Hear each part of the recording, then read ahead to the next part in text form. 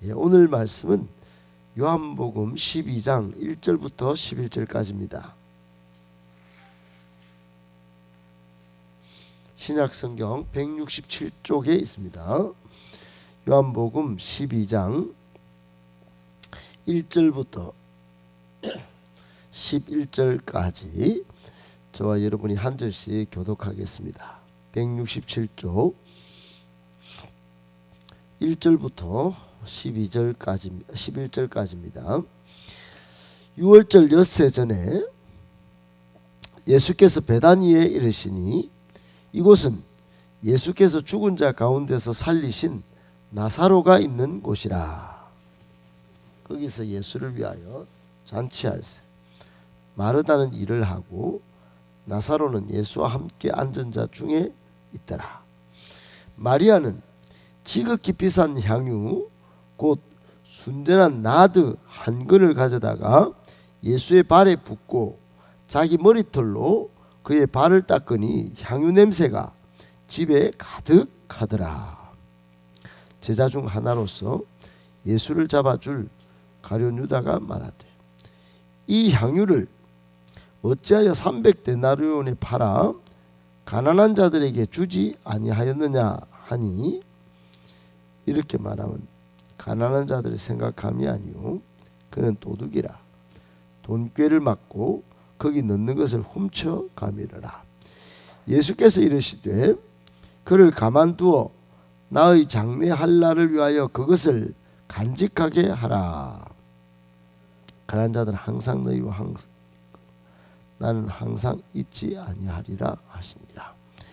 유대인의 큰 무리가 예수께서 여기 계신 줄을 알고 오니 이는 예수만 보기 위함이 아니요 죽은 자 가운데서 살리신 나사로도 보려 함이르라. 대제사장들이 나사로까지 죽이려고 모여 11절 같이 있습니다.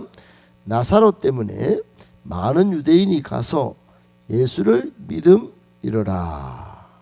아멘. 오늘 본문의 말씀 본문의 말씀 속에 우리에게 주시는 세 가지 교훈의 말씀 받고 그것을 기도 제목 삼고 기도하고자 합니다. 첫 번째, 희망과 기쁨, 놀라운 잔치가 있는 미래를 기대해야 합니다. 희망과 기쁨, 놀라운 잔치가 있는 미래를 기대해야 합니다. 여러분, 우리가 소망하는 천국은 먹고 마시는 나라가 아니고 의와 기쁨과 희락이 있는 곳이다. 이렇게 로마서 14장에 말씀합니다. 유명한 신학자 몰트만에 의하면 모든 하나님의 이 말씀 속에 자신이 발견한 것은 희망이다. 희망을 이야기했습니다. 여러분, 우리가 바라보는 천국의 모습은 희망이고 기쁨입니다. 우리는 비록 이 땅에서 질병의 고통에 또 갇히고 또 사회 관계 속에 억압도 받고 갈등도 또 일으키지만 심지어 육신의 죽음이 엄습해 오는 경우도 있습니다. 그러나 여러분, 그런 경우가 있다 할지라도 우리 성도는 천국을 생각하기 때문에 이것이 잠깐 괴로움이고 잠깐 슬픔이고 잠깐 고통이라는 것을 기억하는 사람들입니다. 이 질병 또 관계나 억압, 이 죽음이 우리를 영원히 가두지 못한다는 뜻입니다. 결국 우리는 영생 복락을 누릴 것이고 마침내 하나님께서 이 현세에서 일어나는 일 모두를 좋든지 안 좋든지 기쁘든지 슬프든지 합력하여 선을 이루실 것입니다. 오늘 1절 2절에 예수님께서 드디어 인류 구속 사역 성취를 위해서 예루살렘을 입성하십니다만 그 전에 다시 죽은 나사로를 소생시킨 베다니의 나사로 집을 방문하십니다. 이곳은 예수께서 죽은 자 가운데서 살리신 나사로가 있는 곳이라. 그리고 1절에 이렇게 소개합니다. 그런데 거기서 예수를 위하여 잔치가 벌어졌습니다. 2절에 보면 거기서 예수를 위하여 잔치할세. 여기 잔치집 혼주는 주관자는 나사로입니다. 죽었던 나사로가 예수님 일행을 접대하고 또 섬기기 위해서 잔치를 베푸신 것입니다. 거기에 예수님과 또 제자들이 함께 있었죠. 여러분 한번 상상을 해보십시다. 제자들의 모습이 어땠을까요? 조금 전만 해도, 불과 얼마 전만 해도 초상집이었습니다. 그 초상집에 갈 때 제자들이 또 심지어 나사로의 동생들은 불신의 모습을 보였습니다. 정말로 지금은 전혀 다른 모습이죠. 초상집이 잔치집이 된 것입니다. 제자들은 굉장히 기분 좋고 예수님마저도 지금 너무너무 잔치 접대를 받는 이 모습이 웃는 모습으로 기분 좋습니다. 심지어 나사로는 어떨까요? 나사로는 썩은 냄새 풍기던 시체였습니다. 그런데 지금 잔치를 벌이고 있는 것입니다. 심지어 초대된 사람들은 어떨까요?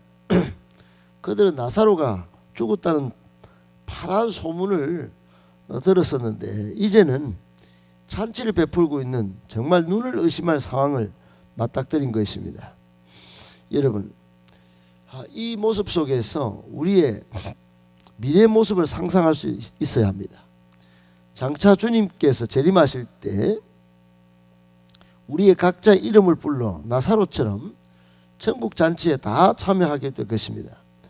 예수님과 허다한 성도와 함께 천국 잔치에 다 참여하게 되는 것이죠. 그러므로 여러분, 현세에서 당하는 여러 가지 어려움, 갈등, 고통, 심지어 눈물, 슬픔, 이런 것들에 매여 사시면 안 됩니다. 희망과 기쁨, 놀라운 잔치가 있는 미래를 기대할 수 있는 믿음으로 살아야 하는 것이지요. 이것이 세상 사람과 우리의 삶의 차이인 것입니다. 이게 근본적 차이인 것입니다.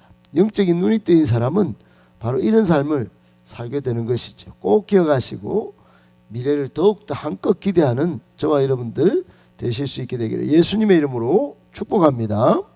아멘. 두 번째, 마리아의 향유 붓는 사건, 우리의 헌신, 우리의 예배를 돌아보게 합니다. 여러분, 오늘 본문의 제목을 보통은 마리아의 향유 도유 사건 또는 예수님의 발에 향유를 부은 여인, 뭐 이런 식으로 이름을 달고 있습니다. 제목을 달죠. 마리아가 향유를 예수님께 붓고 머리털로 씻었다. 여러분, 이게 오늘 3절 이하에 소개가 되고 있습니다. 마리아는 지극히 비싼 향유, 곧 순전한 나드 한 건을 아낌없이 예수님께 부었습니다. 5절에 가룟유다 이 좀 도둑으로서 돈깨를 맞고 있다가 훔쳐가고 있다, 이렇게 그 가룟유다의 면면을 적나라하게 폭로하고 있는 이 요한이 쓴 글에 의하면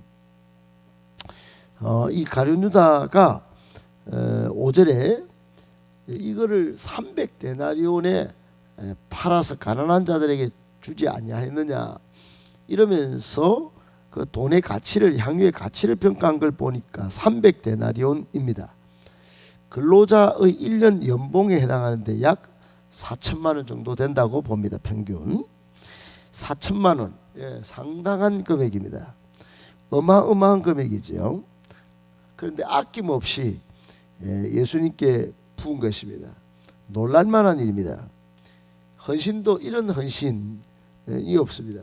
그러나 좀 빼딱하게 보는 사람은 그 돈만 있으면 가능한 거 아니겠냐 이렇게 헌신을 이야기하지만 여러분 또 한 가지 일로 이제 입을 다물게 됩니다. 뭐냐? 자기 머리털로 발을 예수님 발을 닦았다 하는 것입니다. 여러분 이거는 돈으로 되는 일이 아닙니다. 이게 진정한 헌신입니다. 왜 그렇습니까? 여러분 향유도 돈 값어치로 치면 대단한 금액이지만 이게 당시 여인의 머리털은 이 한 사람의 전 존재 또는 인격을 상징한다 이랬습니다. 우리나라도 머리털을 굉장히 소중히 여겼습니다. 그래서 상투로 이게 만들어서 갓을 쓰고 다녔죠.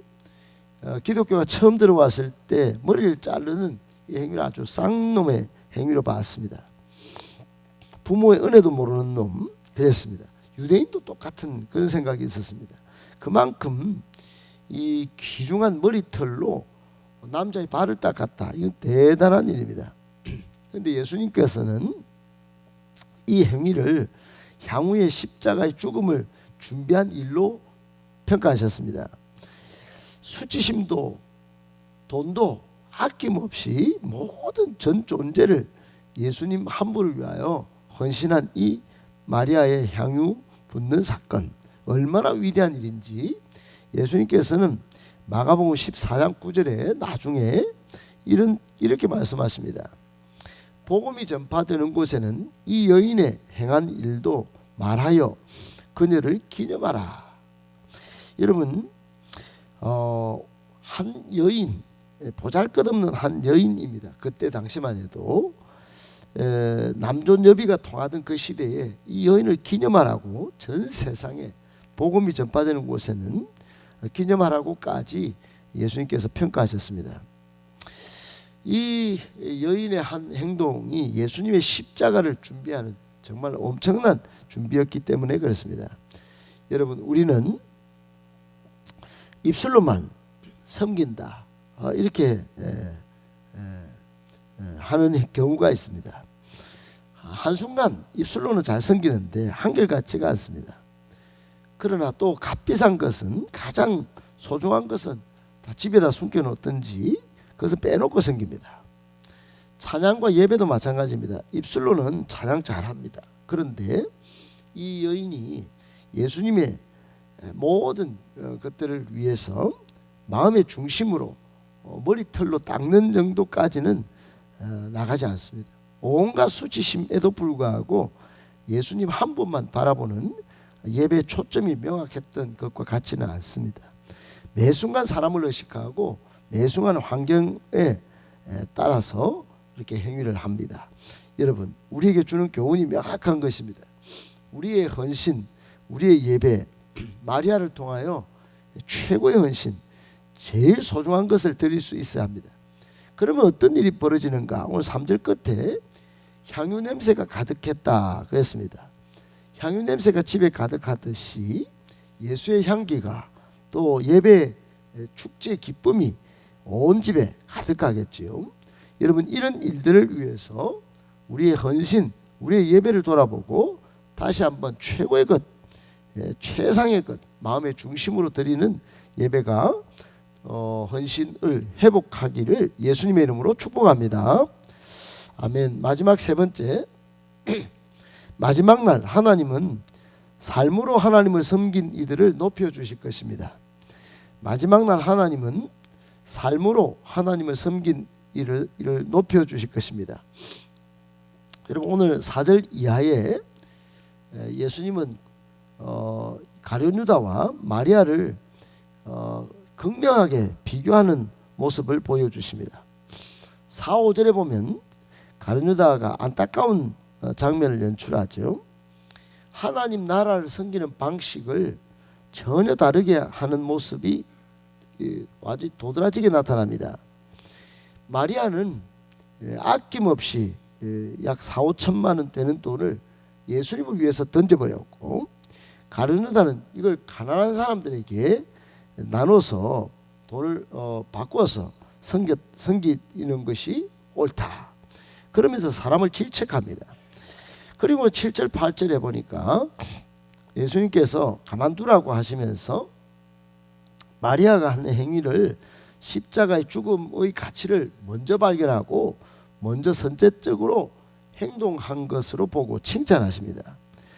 여러분, 마리아는 어떻습니까? 예수님의 장례를 미리 준비한 심오한 준비, 아주 깊은 신앙심의 발로였다, 이렇게 보시고, 가룟 유다는 반면 도덕적인 생각, 예수님께 이미 인정받아서 재정을 맡을 정도였지만은 그 신임을 오히려 나중에 예수님을 배반할 때 은삼십에 팔아먹는 그런 악행적 요소로 발전합니다. 여러분, 우리에게 주는 교훈이 이런 겁니다.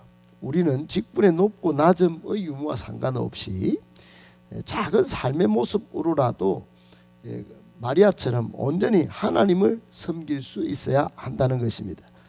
이런 행위를 우리 주님은 꼭 기억하셨다가 높여주신다는 겁니다. 여러분, 아무리 돈이 많고 아무리 지금은 화려하게 섬긴다 할지라도 결국 하나님을 섬기는 방식이 온전히 온 삶으로 하나님을 섬긴 사람을 당해낼 재간이 없다는 것입니다. 천국에서의 섬김 평가는 바로 이런 것으로 평가가 나는 것입니다. 예수님을 얼마나 잘 섬겼는가, 교회를 다녀도 예수님이 제대로 보이는가 안 보이는가, 예수님이라면 어떻게 하셨을까, 이게 우리의 행동의 근거가 되어야 합니다. 10절 11절에 보면 이런